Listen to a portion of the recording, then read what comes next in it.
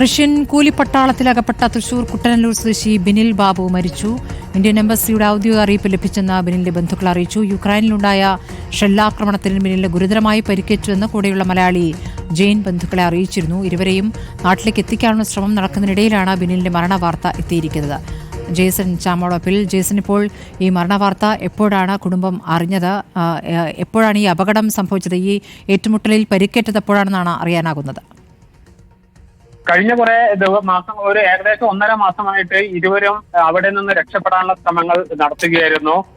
റഷ്യയുടെ കൂലിപ്പട്ടാളത്തിൽ അകപ്പെട്ട ഇവർ അവിടെ നിന്ന് രക്ഷപ്പെടാൻ എംബസി വഴി അതുപോലെ തന്നെ മറ്റു പല സംവിധാനങ്ങളും ശ്രമം നടത്തുന്നു. പക്ഷേ അതെല്ലാം പരാജയപ്പെട്ടിരുന്നു. അവസാനം ഇവരിൽ നിന്ന് ലഭിച്ച സന്ദേശം യുദ്ധത്തിന് പോകാൻ തയ്യാറെടുക്കാൻ രക്ഷപ്പെട്ടാൾ നിർദ്ദേശിച്ചിട്ടുണ്ടായിരുന്നു. പിന്നീടാണ് ഇവരെ യുക്രൈൻ മേഖലകളിലേക്ക് പോകുന്നത്. ഇതിനിടയിലാണ് ഈ യുദ്ധത്തിനിടയിൽ കുട്ടനല്ലൂർ സ്വദേശി ബിനിൽ ബാബു മരിച്ചതായി ഇപ്പോൾ ഔദ്യോഗികമായി ബന്ധുക്കൾക്ക് അറിയിപ്പ് ലഭിച്ചിരിക്കുന്നു. യുക്രൈനിലുണ്ടായിരുന്ന ഷെല്ലാക്രമണത്തിലാണ് പ്രധാനമായും ഈ ഒരു മരണം സംഭവിച്ചിരിക്കുന്നത്. മാത്രമല്ല, ഇത് കൂടെ ഉണ്ടായിരുന്ന മറ്റൊരാൾ ജെയിൻ എന്ന തൃശൂർ സ്വദേശിക്ക് പരിക്കുകളോടെ രക്ഷപ്പെട്ടിട്ടുണ്ട്. ഷെല്ലാക്രമണത്തിൽ ജെയിനിന് പരിക്കേറ്റ ജെയിനെ മോസ്കോയിൽ എത്തിച്ചിട്ടുണ്ടെന്നുള്ള വിവരം കൂടി എംബസി നൽകുന്നുണ്ട്.